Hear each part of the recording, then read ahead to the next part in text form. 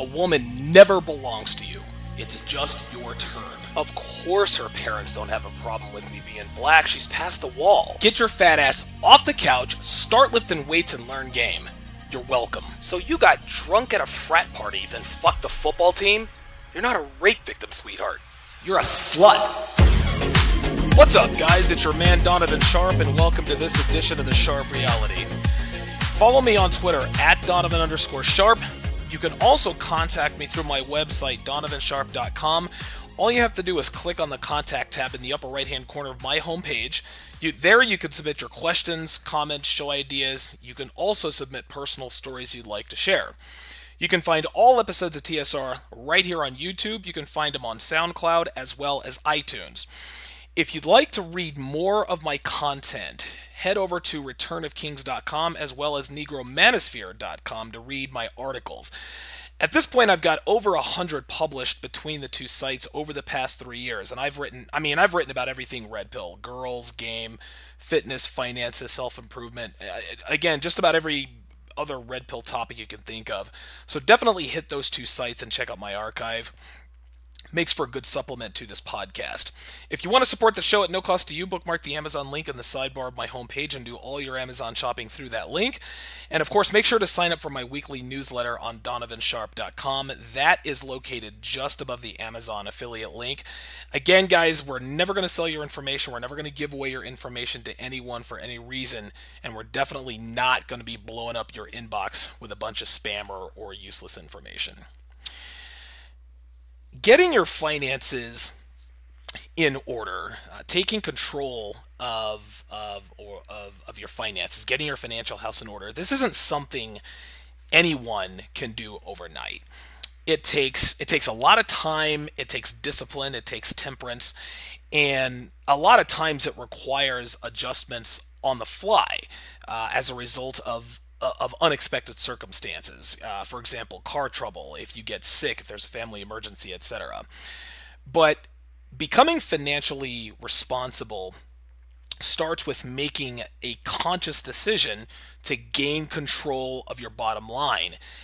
And you do this by realigning your priorities in terms of what's in your best interest, what's in your financial best interest, both short and long term. And I'll admit to you guys, I was as guilty of having my priorities out of whack as any man out there. But when I made the decision to put a stop to frivolous and unnecessary spending, my financial outlook improved, and it didn't take long for it to get there. Now, at this point, there are a lot of things I do to make sure that I'm always in the black. But for this particular episode, I'm going to talk about the 3 biggest hindrances that keep men from achieving financial solvency. I'm gonna give those 3 things, and then of course, then after that, I'm gonna give you guys anecdotal. I'm going to tell you guys my story about how I do things, how I've applied these in my own life, and then I'll give you a few more tips on how to save money to improve your financial outlook. Again, I'm not a financial expert. I'm not a financial advisor. I'm not a financial guru. I'm just a guy who decided to take a look at his finances. I made a few basic changes, made a few philosophical adjustments in my mindset, and because of that, I'm as financially stable as I've ever been in my life. So let's go ahead and get to it. Number 1 is your car. Every man inherently understands that women are going to be much more attracted to a man driving a Bugatti than, a 95 Buick pick-a model. We all know that. Again, I'm not breaking news here. That's not rocket science. While that example is extreme, the fact of the matter is that the better vehicle you drive, the more pussy, the more women are going to be available to you.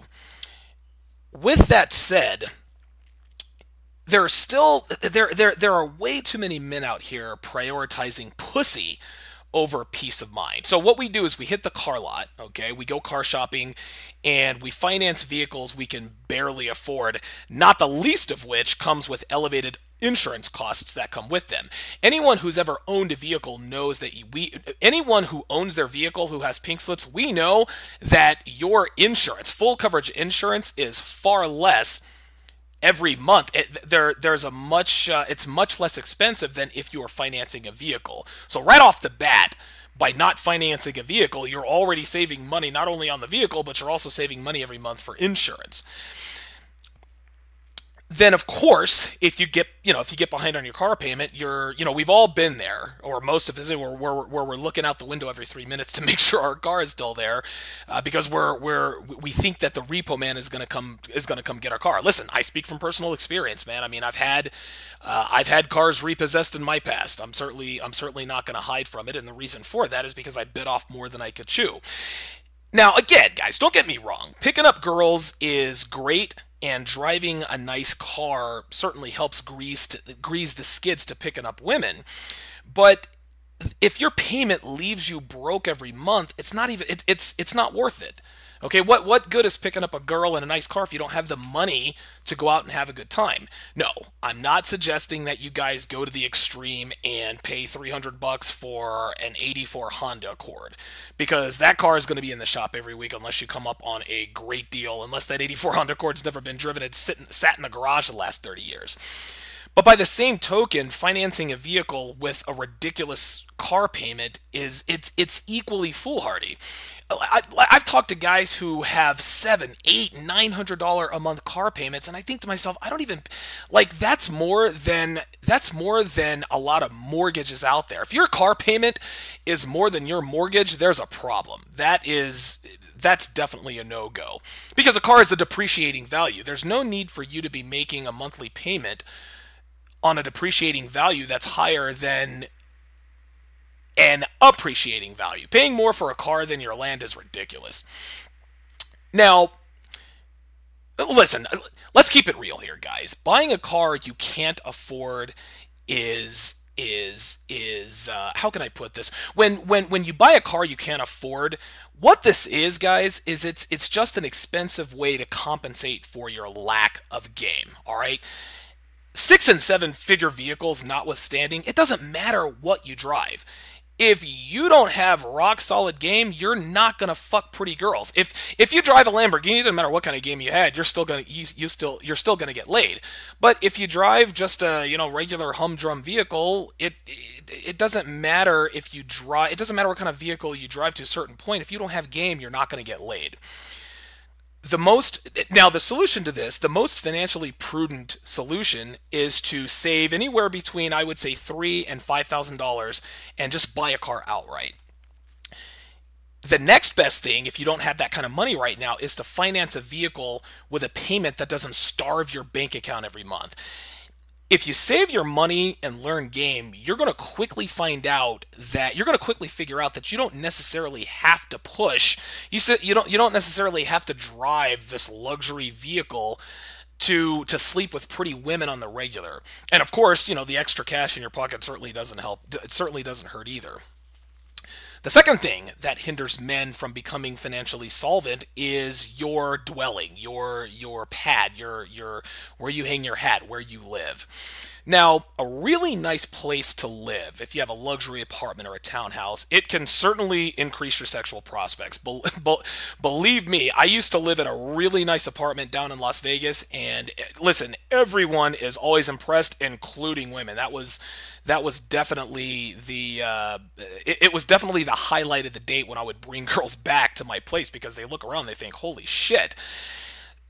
So you get her back to your place, and she sees that if you get her back to your place, you have a really nice pad, and she sees that you live life like this, it's a wrap. Okay. And if your game is on point, she's already thinking about what it would be like to move in with you and to share your apartment with you. Yes, gentlemen, this is exactly how females think. If you go out and you pick up a girl and you bring her to your luxury penthouse and you fuck her senseless and you're running solid game, trust and believe, guys, she is entertaining thoughts of what it would be like to live with you. This is how girls are. But like an overpriced automobile, like an overpriced vehicle, an apartment with unnecessary amenities, it will put a serious dent in your finances. And guys, this isn't counting your 70-inch flat screen TV, the leather couch you paid $5,000 for, and every other overpriced, non essential piece of tech that you see on television. You go out and buy all that stuff. Again, there's nothing wrong with having a nice place to live and a few and a few cool things to sort of give it some flair, give it some appeal. But struggling to pay the rent because your complex has a swimming pool that you're probably never going to swim in, or a tennis court that you'll never play on, or vaulted ceilings, or luxury ceiling fans, it isn't worth being broke every month just to say that you live in some expensive community or some luxury tower. The best solution to this is to rent a home from a private owner. This has many advantages, not the least of which is that it's almost always less expensive. Most of the time, guys, and you can look this up on Craigslist. Most of the time, a two-bedroom house rents for less than a one-bedroom luxury apartment with a bunch of extras that you're probably never gonna take advantage of. Like I said when I was talking about buying an expensive car with a ridiculous car payment, living in an upscale condo or some exclusive neighborhood that you can barely afford, again, it's overcompensating for lack of game. If you're relying on your car or your pad to get you laid, you're doing it wrong and you're going to end up broke. Do yourself a favor, guys. Jump on Craigslist and do your due diligence and find a place that you like that won't leave you broke at the end of the month. And like I said before, renting a home from a private owner is probably the option that has the most advantages for men out there. The third thing that puts a serious dent in men's finances and keeps them from gaining control of their finances are their clothes. Dude, look, man, I've seen guys who pay $100 for designer jeans, or $50 for a dress shirt, or oh my God, even worse, $200 for a pair of sneakers. Listen, I did a podcast on LeVar Ball and the $500 sneakers for his kid, the Lonzo twos.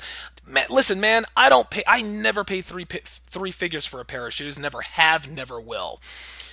This is one area that we as men have completely wrong, is the monetary value that we put in the clothes we wear. Now again, guys, listen, I get it. I understand that looking good is important. It is of the utmost important because by and large, people treat one another based on the way they look. A man dressed like a bum is going to get treated like one, and a man who is dressed in a suit or dressed nicely is going to get treated with respect. Now, when you're talking to a hot girl or you're at a pickup set,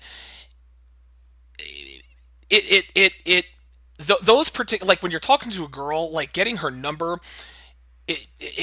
getting her phone number, getting the lay, it goes a lot better if your dress is on point, if you're dressed nicely, if you're not dressed like a bum. But when a man sits down and asks himself, we all ask this ourselves. We always say, well, why aren't I further along in life than I should be? Why don't I have more money? Why don't I have assets? He would do well to look in his very closet and take inventory. If he's the kind of dude that likes to keep up with the Joneses as far as his dress is concerned, he's going to be shocked if he actually breaks out his calculator and finds out how much he paid retail for, again, depreciating assets. Again, I'm gonna reiterate this point. Looking your best is absolutely paramount when it comes to girls, game, even your job. Listen, man, that's no surprise. We all understand that. But the sooner men quit shopping at malls or quote outlets and stop paying, and stop paying hundreds of dollars for sneakers that you're only going to wear once, every few weeks, because listen, who's going to wear a pair of $300 sneakers every day anyway, the better off your financial outlook will be. So, the way I have applied these particular philosophies or these particular habits into my life is, now personally, I live in, it's about an 800 square foot studio in downtown, and I pay less than $750 a month to live here. This includes utilities. This includes my electric, my cable. So I got a great deal, and it's a really nice place. It doesn't have all the unnecessary amenities that causes the price to go up. In terms of the way I dress, I regularly shop at thrift stores. If I need a dress shirt or if I need a pair of jeans, I go to the thrift store first because I can get a pair of jeans at the thrift store for $5. Okay. And as far as the shoes I wear every day, look, guys, I rock a pair of skateboard shoes I picked up at Walmart for $15 almost a year ago, and I wear them with just about everything I wear. I don't spend much on electronics either. I carry a Windows phone that I paid $30 for because I got 50% off for buying it refurbished. I don't own a video game console, which are expensive and a lot of times requires a monthly subscription or payment for upgrades. And I've got a simple 32-inch flat screen that I got off Craigslist for $50 because the guy selling it was upgrading it to a 60-inch plasma. Because of my financial shrewdness, because of my financial discipline, the vehicle I drive, it's a late model. It's a 2012. It's free and clear. I bought it in cash. I paid for it in cash. It is mine free and clear. I do not have a car payment. And of course, like I said earlier, owning my car substantially lowers my insurance rate, which saves me even more money. And then of course, you guys know, anybody who listens to me regularly knows that I ride my bike a lot, which of course saves me money. And, a welcome side effect of that is that it keeps me fit. So when I'm out talking to girls, they have no idea whether I got my jeans and shirt at the Goodwill or at an expensive men's clothing store. And guys, they don't give half a shit that I'm not wearing expensive shoes. They don't care that I don't have a $900 iPhone or that I don't live in some luxury downtown luxury apartment that's on top of some expensive casino. Why is this? Because my game is tight. All these women are concerned with is how good a time they're having with me, and by the way I make them feel. Listen, I've said before, game saves lives, but guess what? It also saves money. So that's how I apply these things in my life to make sure that I'm financially in the black. And listen, it's paid dividends for quite a while. I'll give you guys a few other tips that I have found that personally works. A prepaid phone, okay? The phone that I have, like I said, I've got a cheap little Windows phone. It's $30. Well, my plan is a prepaid plan. I'm actually on GoPhone. I'm with AT&T, and what I have with GoPhone, I pay $60 a month. I get unlimited talk, text, and data. Now, of course, the high-speed data is not unlimited. It slows down after 22 gigs. But who's using 22 gigs worth of data a month anyway? And of course, best of all, there's no contract. Now, I've been with AT&T since they were singular. All right, I've been with them now for 15 years. And in the beginning, I was signing 1-year contracts, and then after a while they switched to 2-year contracts. I was always signing the contract because, listen, if it ain't broke, don't fix it. AT&T's always been good to me. I'm a loyal customer. They don't cause me any problems. I pick up my phone, I dial, it works. No muss, no fuss. Well, a few years ago, I went in to get a new phone and renew my contract when I looked over by the register and saw the Go Phone section at the store.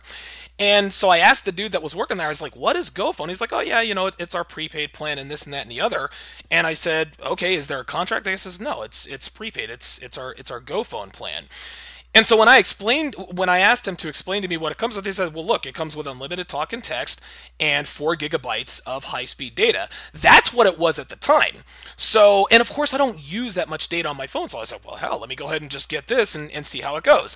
Worst case scenario, if the service is crappy, if I'm not happy with it, I can just sign another contract like I had for the last 15 years. But the quality was the same. I got the same reliability, and I didn't have to pay $1,000 for a phone. Now, since then, the Go Phone plan has gotten even better. Now, it started out, it had always been unlimited talk and text.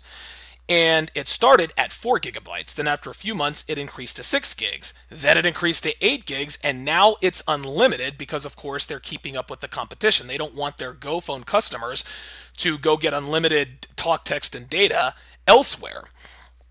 So that's definitely what I recommend. If and listen, making monthly payments on your phone, that is fucking ridiculous, man. Like I hear about people paying $50 a month on their phones. I'm like, what are you financing phones now? Like everything has a monthly payment. Stay away from monthly payments.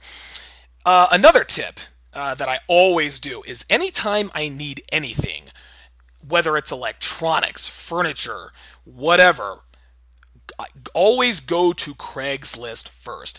If you need a new phone, go to Craigslist first. If you need if you need anything, if you need a microwave, if you need a dresser, if you need furniture, always go to Craigslist first. What there's always somebody selling what you want or need. And listen, they sell it at a discount because it's used. Obviously, you're going to do your due diligence. You're going to go meet the person, make sure it works. But listen, there is no excuse to be going and paying full retail for something you can get for less than half the price in a lot of cases for the same shit. It just doesn't make any sense. People waste money every month buying shit retail. A lot of times it's necessary because you can't find it on Craigslist or at the thrift store. But always go to Craigslist first, no matter what. Dude, don't go to Best Buy and pay $9,000 for a flat screen TV. Dude, go to Craigslist and get that same TV for $500. As I mentioned earlier, definitely shop at thrift stores. There's no reason for anyone to be shopping at department stores or outlets. If you need dress pants, you're not. There's no need to. There's no need to buy shoes at the grocery store. I mean, athlete's foot and all that other kind of stuff, and you don't wash shoes. But if you need clothes, if you need a pair of jeans, dress pants, dress shirts, ties, go to the Goodwill, go to thrift stores. Man, half the clothes I own are from the thrift store, and dude, there is no shame in my game, man. Like I'm telling you, man, I save. I can't tell you how much money I've saved by regularly shopping at the thrift store. Another tip that I would highly recommend is call your electric company and see if they can put you on an equal payment plan. I don't know. I've had one person explain this to me once. What they do is they take your average electric bill and they divide it by 4. So every quarter you're paying exactly the same cost. Now, of course, then the next quarter they take your average from the last quarter and then they divide it up into 4s. What this does is it makes your electric bill predictable. Predictable is good, especially when saving money, when becoming financially solvent, exercising financial temperance and discipline. Predictability is paramount.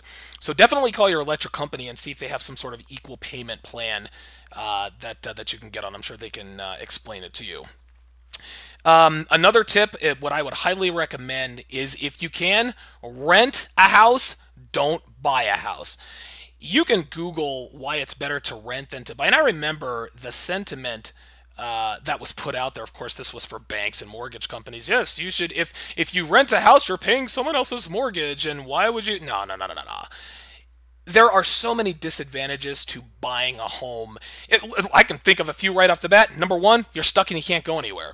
What if you buy a house in Poughkeepsie, New York, and you get a job in Phoenix, Arizona? You can't just up and leave. You gotta sell your house. Number two, you're in a 30-year contract. I mean, you get a mortgage on a house, you got to pay on that house for 30 years. Sometimes you can get maybe a 15 or a 20-year mortgage, but most mortgages are 30 years. Number three, unless it's a fixed rate, unless you have a fixed interest rate, your interest rate could change. A lot of people are doing like 10, 15, 20-year arms, and listen, guys, I learned the hard way not to buy a home with an adjustable interest rate. It can and will bite you in the ass. You also fall into the refinance trap. If you buy a house and you have a mortgage and you need money, if there's a family emergency, you refinance with your bank, and now they've got you for another 30 years, and a lot of times your payments end up going up, or now they want to take you out of the fixed rate and put you in an adjustable rate so that they can squeeze even more money out of you. It's a treadmill, it's a trap. Another reason, you are responsible for repairs. Like in homes that I've owned, it's Like if my toilet is now, of course, this came in handy. I mean, I learned to fix toilets, washing machines. One time I had to go down and do some repairs on my floor joist, and those are good trades to have. But dude, nobody has at this point. Repairs are expensive and they're time consuming. And if you own the home, you're responsible. If you rent the home, you just call up the landlord and say, hey, my sink is overflowing or the plumbing just went out. They're responsible for the upkeep of the home, not you. And then, of course, like I said earlier, homes are notoriously difficult to sell. If you are upside down in your mortgage or you get a job in another location, that mortgage sticks with you until you sell that home. And if you're in the wrong kind of market, if it's the wrong time of year, you're going to be stuck paying a mortgage for a house that you can't afford, that you don't want, and can't travel with you. So if you can, I would highly recommend renting instead of buying. Another tip that I would definitely give you guys is shop at the Dollar Tree. Now, guys, I'm not talking about the dollar store. I'm not talking about Family Dollar. I'm talking about the Dollar Tree. Guys, energy, dude, I get energy shots there. I buy brooms, cleaning supplies, dish detergent, laundry detergent. If I go to the movies, I hit the Dollar Tree and stuff my pockets with Dollar Tree candy. You get soap there, shampoo and conditioner that I use for my beard. Dude, you can even get books at the Dollar Tree. There's a book. There are a couple of books I got from the Dollar Tree. One was called Bases Loaded, and it was a book about Kirk Radomski, who was the guy who was the genesis of the whole steroids investigation. He was a New York Mets clubhouse attendant, and he wrote a tell-all book that talked about the players that he had injected with steroids. I got that for $1. I think it started out as $30 when it first came out. I also bought the book Game of Shadows. That was about Barry Bonds, Marion Jones, Alvin and Calvin Harrison, and then of course the whole steroid scandal, Victor Conti and Balco. You can get all kinds of great books at the Dollar Tree for just $1. Now, keep in mind that not all Dollar Tree items are of great quality, okay? Obviously. The toilet paper sucks. The paper towels don't last long. Definitely don't buy cologne or perfume. Listen, you're going to have to try things out. Just understand, it's going to have to be trial and error. Just understand that not all of it is high quality. But listen, if you try something out, if it doesn't work, who cares? It was just $1. Lesson learned. It's not an expensive it's not an expensive lesson to learn.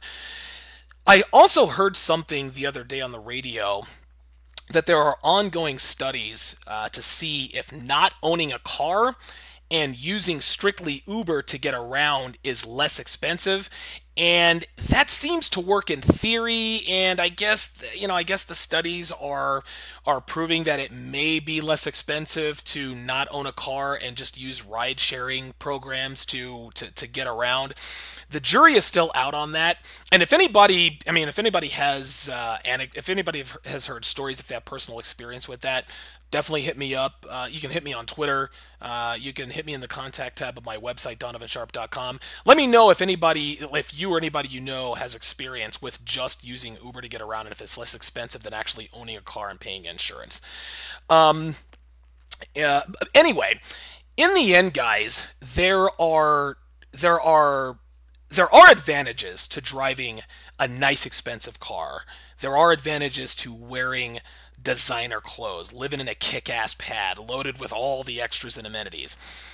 As I stated earlier, these things definitely give you more opportunities with women because they make you look more viable as a long-term option for provisioning. Like, we get that. But if you're not in the black at the end of the month, if you're not able to save money at the end of the month, none of that stuff does any good. Okay, again, what good is fucking a 10 on your 6 million thread count sheets in your $3,500 a month condo because she saw you driving your luxury SUV if you're searching your couch cushions the next morning for enough change to buy ramen noodles for lunch? Okay, so you don't starve until the next payday. It doesn't make any sense, guys. Pussy isn't worth going broke over, and really, thanks to feminism, we don't have to. Pussy is as cheap and as plentiful as it has ever been. When you learn and utilize game, you realize that you can get plenty of pussy without going bankrupt trying to impress females with depreciating status symbols. That does it for this edition of TSR. Guys, if you like this episode, if you like the content, subscribe to my channel, make sure you hit the like button. Don't forget to visit donovansharp.com anytime to listen to past episodes and check out additional content. As always, guys, thanks for listening, and I'll talk to you next time.